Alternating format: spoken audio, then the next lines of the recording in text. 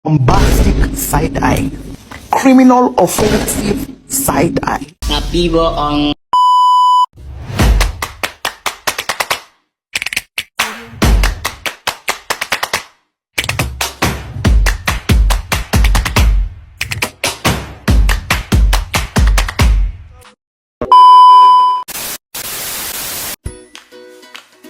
State Bureaucracy in Indonesia and its Reforms and Overview.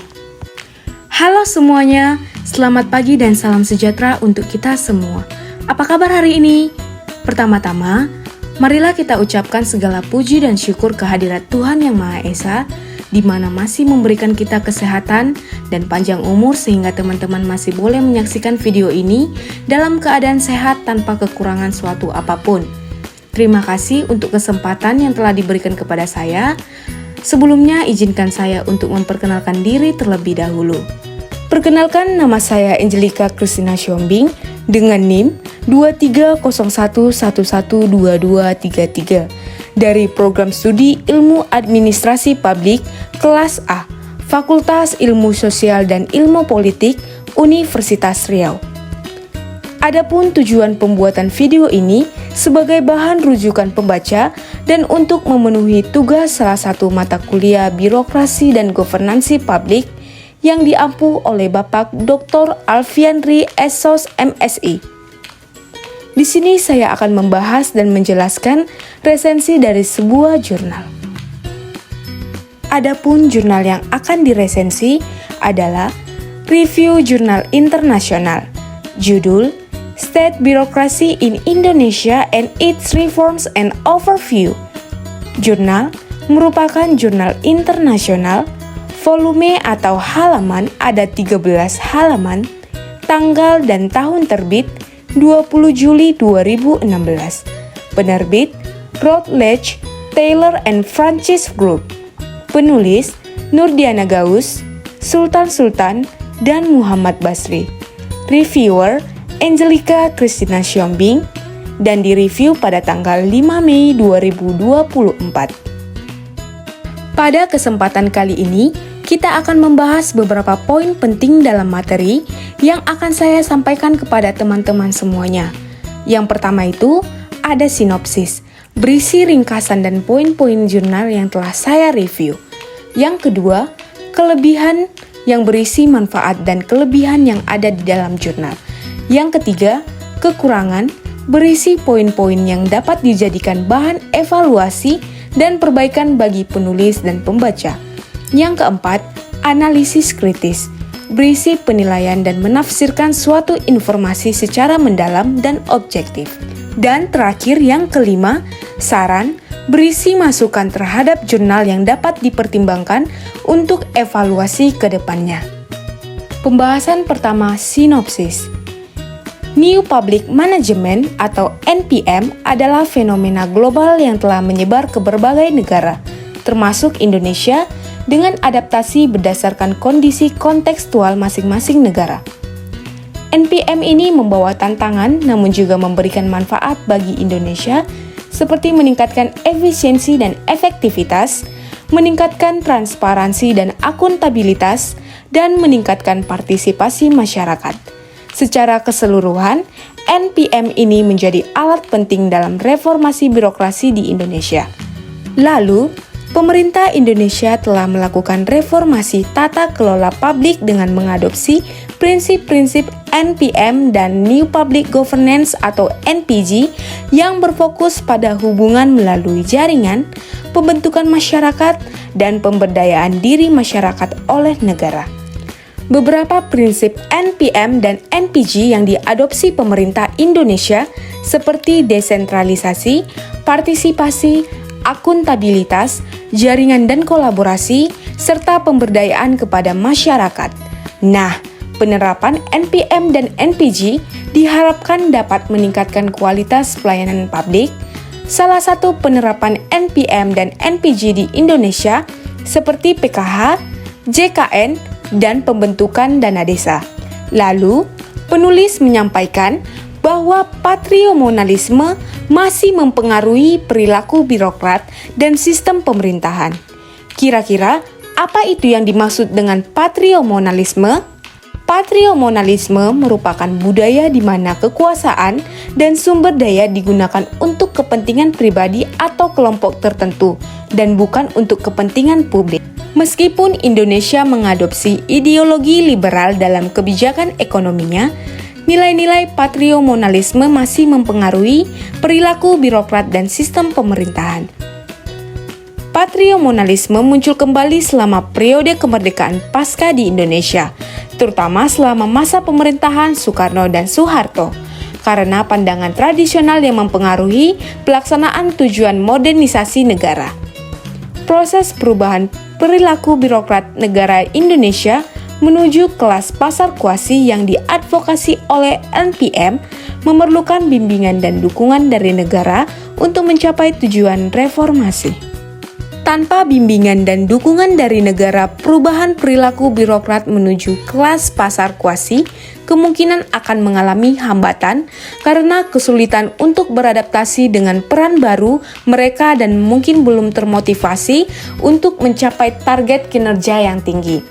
Penting untuk dicatat bahwa perubahan perilaku birokrat adalah proses yang berkelanjutan sehingga diperlukan komitmen jangka panjang dari negara untuk memastikan bahwa reformasi NPM berhasil dan mencapai tujuannya.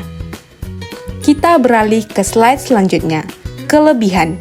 Kita akan membahas kelebihan dari jurnal ini. Adapun kelebihannya di antaranya, yang pertama, jurnal ini memberikan gambaran komprehensif tentang reformasi tata kelola publik Indonesia dan implementasi prinsip-prinsip New Public Management atau NPM dalam konteks negara. Yang kedua, dipaparkan wawasan tentang latar belakang sejarah, sosial, ekonomi, dan politik Indonesia, menjelaskan evolusi reformasi birokrasi di negara ini. Yang ketiga, penulis meneliti upaya yang dilakukan oleh pemerintah Indonesia untuk memodernisasi birokrasi rasional Weberian yang ada dan yang tertanam dalam birokrasi patrimonial. Yang terakhir, yaitu yang keempat, dianalisis mengenai tantangan yang ditimbulkan oleh pengenaan sistem birokrasi asing. Slide selanjutnya, kekurangan. Kita akan membahas mengenai kekurangan yang ada di dalam jurnal. Kekurangan diantaranya, yang pertama, kurangnya analisis terperinci dari studi kasus tertentu atau data empiris untuk mendukung kerangka teoritis yang disajikan dalam jurnal, yang berpotensi membatasi kedalaman temuan. Yang kedua, tidak membahas secara ekstensif potensi tantangan atau keterbatasan yang dihadapi selama pelaksanaan reformasi tata kelola publik di Indonesia, yang dapat memberikan perspektif yang lebih seimbang tentang efektivitas reformasi. Yang ketiga, belum secara menyeluruh membahas perspektif berbagai pemangku kepentingan, seperti pejabat pemerintah, birokrat, dan warga negara. Yang keempat, kurangnya perbandingan dengan negara atau wilayah lain yang telah mengalami reformasi tata kelola publik serupa, yang dapat memberikan wawasan berharga tentang praktik terbaik dan pelajaran yang dapat dipetik. Yang terakhir, yang kelima, kurangnya menyelidiki secara mendalam keberlanjutan jangka panjang dan skalabilitas reformasi yang dilaksanakan di Indonesia. Kita beralih ke pembahasan selanjutnya. Analisis kritis. Jurnal State Bureaucracy in Indonesia and its Reforms and Overview membahas tentang birokrasi negara di Indonesia dan reformasi yang telah dilakukan. Berikut ada beberapa poin analisis kritis terhadap jurnal tersebut. Temuan utama. Jurnal ini menunjukkan bahwa birokrasi Indonesia memiliki sejarah panjang dan kompleks, dengan berbagai reformasi yang telah dilakukan sejak era kolonial hingga saat ini. Reformasi birokrasi di Indonesia bertujuan untuk meningkatkan efisiensi, efektivitas, dan akuntabilitas birokrasi. Meskipun telah dilakukan berbagai reformasi, birokrasi Indonesia masih menghadapi sejumlah tantangan, seperti korupsi, inefisiensi, dan kurangnya akuntabilitas. Selanjutnya, keunggulan. Jurnal ini memberikan gambaran umum yang komprehensif tentang sejarah birokrasi Indonesia dan berbagai reformasi yang telah dilakukan. Jurnal ini membahas berbagai faktor yang mempengaruhi reformasi birokrasi seperti politik, ekonomi, dan sosial. Kekurangan. Jurnal ini tidak membahas secara detail mengenai dampak dari reformasi birokrasi terhadap kinerja birokrasi dan pelayanan publik. Penelitian ini tidak mempertimbangkan perspektif yang berbeda tentang reformasi birokrasi seperti dari masyarakat sivil atau sektor swasta. Pertanyaan untuk dipertimbangkan. Yang pertama, apa saja faktor-faktor yang menghambat keberhasilan reformasi birokrasi di Indonesia? Yang kedua, bagaimana peran masyarakat sipil dalam mendorong reformasi birokrasi yang lebih efektif? Dan yang terakhir, strategi apa yang dapat diterapkan untuk meningkatkan akuntabilitas dan transparansi birokrasi? Simpulan, jurnal ini memberikan gambaran umum tentang birokrasi Indonesia dan reformasi yang telah dilakukan. Namun, penelitian lebih lanjut diperlukan untuk memahami dampak dari reformasi birokrasi dan untuk mengembangkan strategi yang lebih efektif untuk mencapai birokrasi yang baik di Indonesia. Adanya analisis kritis ini, kita dapat lebih memahami temuan penelitian dan potensi pengembangannya untuk mencapai reformasi birokrasi yang lebih efektif di Indonesia. Kita sudah sampai kepada pembahasan terakhir, yaitu saran. Saran terhadap jurnal yang berjudul State Bureaucracy in Indonesia and Its Reforms and Overview. Saran pertama, penulis mungkin dapat menyampaikan secara terperinci dari studi kasus untuk menekankan pentingnya menyesuaikan reformasi tata kelola publik dengan latar belakang kontekstual spesifik suatu negara, dengan mempertimbangkan faktor-faktor seperti nilai-nilai sosial budaya, evolusi sejarah, dan sistem politik. Saran kedua, membahas secara ekstensif isu pembahasan untuk menemukan keseimbangan antara nilai-nilai tradisional dan praktik manajemen modern. Fokus pada modernisasi struktur serta efektivitas reformasi.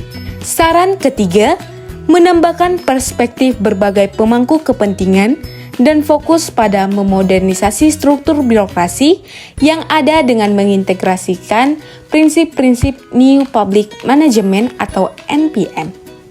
Saran yang keempat, membandingkan dengan negara atau wilayah lain agar selaras dengan sistem pemerintahan yang unik, norma budaya, dan kondisi sosial ekonomi suatu negara, memastikan bahwa reformasi disesuaikan dengan konteks lokal untuk hasil yang lebih baik.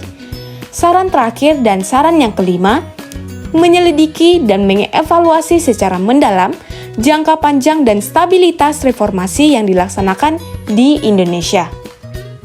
Akhirnya, tibalah saatnya kita di penghujung pembahasan.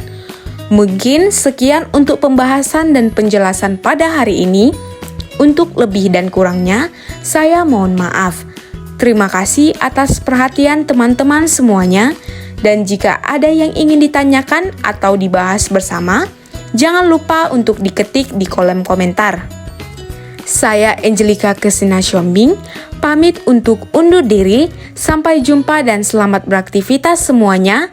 Sekian dan terima kasih.